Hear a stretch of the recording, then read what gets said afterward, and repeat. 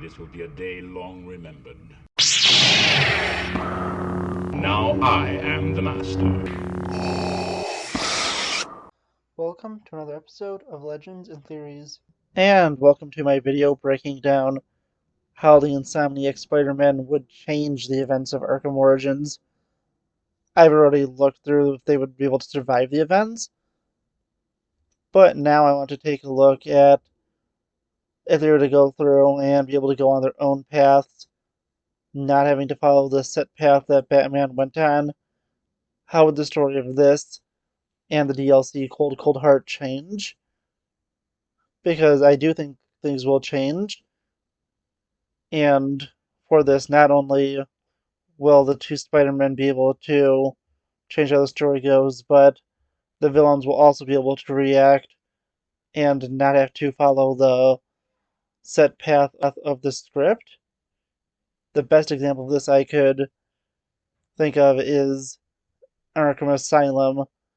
Joker won't be standing by the edge of the crate that has the Titan monster in it, because he would know that the Spider-Man would be able to take him down without killing, so he wanted to give them that opportunity. And for these, although it's not going to apply for this video because this is an Origins video, but the events of these previous ones, assuming that, of course, they do survive, which I already established in the previous video. So as long as they're able to survive these modified events, it will remain what happens in the next one. If not, it'll be a slightly modified one, but for example, in Asylum, Joker will have history fighting these Spider-Men, so he'll be able to know them and adapt his plan around them instead of adapting the plan around him knowing Batman. So, we'll start off with this. As I said, all that stuff with them all having history won't really apply here since this would be pretty early in their career, and this is the first night that Joker does fight Batman. So, applying it to the Spider-Man, it would also be the first night he would fight them. So let's go straight into it with our start. And the game goes exactly the same up to the point of reaching the final offer. Because through this, I think that really there isn't going to be too much that they could affect that would change the plot. They will have to go through Blackgate and have to stop the escape, since they are heroes and would do that. They would then not be able to go too much faster than Batman, since although they do have their adventures of super strength, that's going to be about equaled out by Batman's extreme fighting skill. And as I determined in the previous video, they will be able to beat Killer Croc. And using Penguin's drone, they'll be able to determine maybe not even that Penguin was behind it, but at least that there will be a criminal meeting at Visible Plaza. From there, they'll be able to go and track down Penguin, and they'll go up to things doing the same up to the Electrocutioner fight. And this is where things change. As you know, in Origins, you can enter Penguin's office through a set of doors that are on a balcony, and Batman can't reach this because he doesn't have the remote claw yet, which he gets from Deathstroke. But both Peter and Miles have access to their webbing and other abilities that'll be able to easily get them up there. They'll be able to go up, save Falcone, and then they will be able to interrogate Penguin. He'll give them information about the murder at Lacey Towers, and they'll go and leave him and the Electrocutioner for the police. Using their webs, they'll be able to block off doors so the henchmen can't get in to save their boss, and they'll be able to take out both Penguin and the Electrocutioner earlier than Batman would have. And this is all due to the fact that Electrocutioner escapes while Batman is fighting through final offer, and the fact that Deathstroke stops him from being able to get to Penguin. And this gets us to our first change, where they will not be fighting Deathstroke on the final offer. He will come just a little too late and see the police arriving to take Penguin and Electrocutioner into custody. He will go to take care of them later, but Peter and Miles will now be heading to Lacey Towers to try and figure out what has happened to Black Mask. Once they've reached Lacey Towers, they'll be able to use allies to piece together enough to figure out what's going on and just need access to the National Criminal Database to be able to get the information they need. But since they know Genki and he is, although I would say not as smart as Barbara, would be able to determine where they would be able to find it, so they could go straight to the sewers. Going under there, they'll be able to take out all of who they think is Black Mask's men and upload into the National Criminal Database, where they'll be able to figure out that the body does not belong to Black Mask, and they'll have to determine what happened to him. And since they did this a little earlier, I don't think also they would be able to fully get the stuff with the Joker, especially since the bank robbery hasn't begun yet. But this will be about fixed when a riot breaks out in the GCPD and they have to go up to save the cops. So going through the sewers, since they're already there, they're able to access the GCPD, make it to the prison area, and contain the riot there. After they do this, they go and return, and having Genki and MJ use their resources to set up anything to see when Black Mask is spotted. They'll see he's at the bank and rush there to see what is going on. There they'll see Cyan is captured by the Joker, who reveals himself, and with them showing up probably around the same time, there will be a massive explosion forcing them to not be able to get Joker, and Joker will escape. And from this point, things will go about the same as they go through the science industries until they reach the imprisoned Black Mask. And here, when they are ambushed by Copperhead, their spidey sense will alert them just in time for them to be able to dodge and pretty easily take down the assassin. She will then again, as she did with Batman, say that all the assassins are meeting in one place, and if they let her go, that they'll be able to know where this is. But Peter and Miles both know they can't do this and leave Copperhead for the police, as they do with Black Mask. But this leads them to a problem. Since they captured the Electrocutioner and he's already in custody, they are not able to track down his electrical signal to lead them to the Gotham Royal Hotel. And they realize that they need to find another way to find the Joker.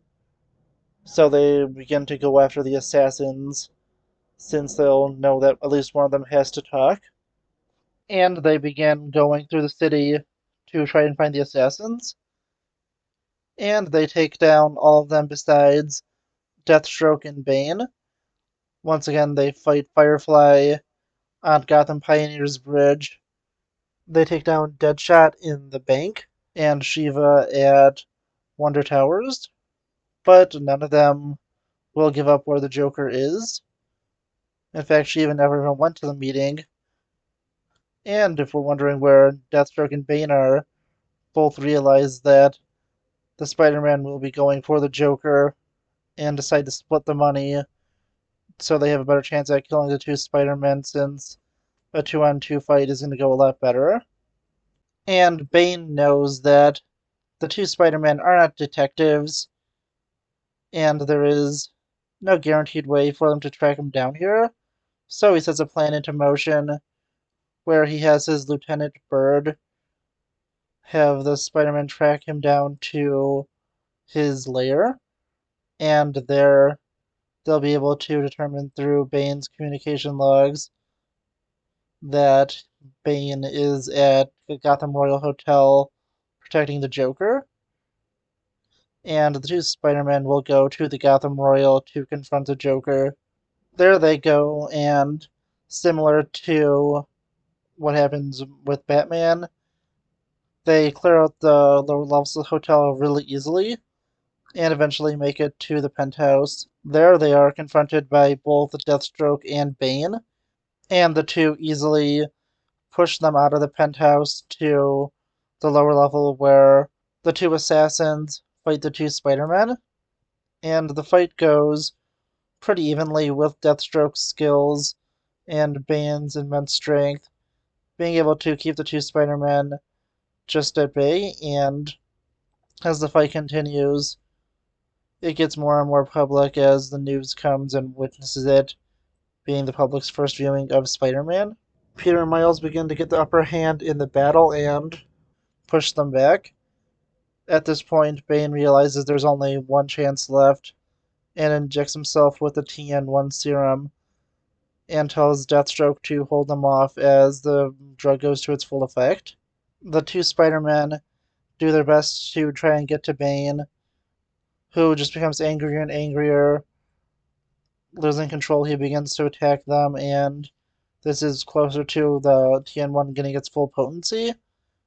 Deathstroke is making sure to be careful and avoids the blows from Bane, but that puts him slightly off his game, and as he does this, the Spider-Man also attack him and are eventually able to take him down. Now they just have to deal with Bane, who goes fully into rage with the TN1 in full effect. He begins to chase towards them, crashing through walls, destroying parts of the hotel. The Spider-Man go and continue to fight him, but are eventually able to take him down and put him into custody. Once again, this does immense damage to Bane's brain, and they finally go to take down the Joker. And the Joker, still in the penthouse, is just overjoyed with all this. He finds a special connection to the Spider-Man with how they are able to take down these two deadly assassins and sees that they'll have a great game to play together. The two Spider-Men take him down and send him to Blackgate. And we could go one of two ways from here. I think that the Blackgate riots, the second ones at least, were started by Bane breaking into Blackgate, and since Bane has been defeated along with the other assassins, there is no way that the Blackgate riots would continue, and I think that we could say Arkham Origins ends here, with all the villains still going to prison alongside the Penguin, which will be changing things for Cold Heart, which take place a week later. And just going to this, I think that, yeah, things will be changed up a lot, but the two heroes will ultimately be able to pull off a victory here. But now let's move on to the events of Cold Heart and take a look at how the events of Arkham Origins being changed would change the events of this story. Peter Parker is going on a date with Mary Jane Watson, who is reporting at a event where Ferris Boyle is going to be named Humanitarian of the Year. Peter is acting as her photographer, but the two are also treating it as a date since, with him being Spider-Man, he isn't able to get too much time to be with her. So, as the two are together, an attack comes by Mr. Freeze, and Peter immediately rushes off to go change into his Spider-Man suit, which is kept in a backpack he hid. Alongside that, he calls Miles and tells him to get to Wayne Manor, where this party is being held immediately. Miles is on his way, and Peter's able to more quickly change into his suit. He then begins to take down the thugs that Mr. Freeze has with him. Meanwhile, Miles heads as quickly as he can towards Wayne Manor, but is not sure if he'll make it in time. Peter easily fights through the criminals and heads for Freeze, being able to do this a lot faster. There is no fire started in Wayne Manor, and he reaches Freeze, who sends his men after him as a distraction as he takes Ferris Boyle and escapes. Peter then goes and calls Miles, telling him to try and track the helicopter that Ferris has been kidnapped in, and he goes and finishes up the rest of Freeze's henchmen. After taking them out, he goes and interrogates one of them. This one gives things up and puts Peter on the trail, but not only that, he lets Peter know that Mr. Freeze has taken over Penguin's organization, saying that he needs it for an end and he doesn't want to keep it as a permanent position, and he'll be putting whoever he deems worthy as the next in charge with access to his weapons. And Peter sees this as an extreme problem since any gang in Gotham that has access to Freeze's tech would be very dangerous. So him and Miles head into Gotham and are able to track down Freeze to GothCorp. Going in, they easily clear out the men in there, and reaching to the next point, they find a wall of ice frozen where Penguin is not here since obviously he's already been in jail, but they need to find a way through. But unlike Batman, they don't need to find a cryogenic drill. Their enhanced abilities, alongside the anti-venom suit and Miles' venom abilities, will let them be able to break through the ice and continue on to try and stop Freeze. And just as a side note, they will not be investigating Freeze's office at all. This is just a point where they don't really have to go to that area. But obviously, they will be able to figure stuff out later on, but they will not be investigating this crime scene at all, since it will be completely out of their way, and it's something they don't actually have to go through to reach Freeze and Boyle. But once they go and reach Freeze and Boyle, they'll go and fight Freeze. They'll be able to win. And then in this moment, they'll realize that Ferris Boyle is a monster and things will end the exact same way. And yeah, honestly, I think that really outside of Penguin not being arrested, Cold Heart wouldn't change too much. I think that Freeze would probably take over the gangs just so he can have the resources to be able to break into GothCorp and get Boyle. But he wouldn't really care too much about actually going through on his promise, and Peter Miles will be able to ignore a bunch of stuff that Batman had to go through since he had to get the cryogenic drill and the XD suit, and they really wouldn't need either. And going to the events of Arkham Origins itself, although things wouldn't ultimately go the exact same way, they would end in the same place with everyone being in prison. And one thing I wanted to address is I think that Deathstroke would be willing to work with Joker since I feel the main reason he would want to kill Joker is because he got imprisoned by him and having that be under false pretenses. I think if he learned before that Joker was impersonating Black Mask, then he at least would have either not killed him or at least waited until he got paid by Joker before he killed him, and then that would make him be able to work with Bane pretty well, and with the two being the smartest invest assassins that actually wanted to kill Batman in the original game, with Shiva only being there to test him for Ra's al Ghul. I think that them teaming up would make a lot of sense. Plus, it would make an awesome final battle, and between the two, I think that it ultimately made sense that that would be how the final battle would go, with the two greatest threats from that game teaming up, since they are definitely smart and willing to work together.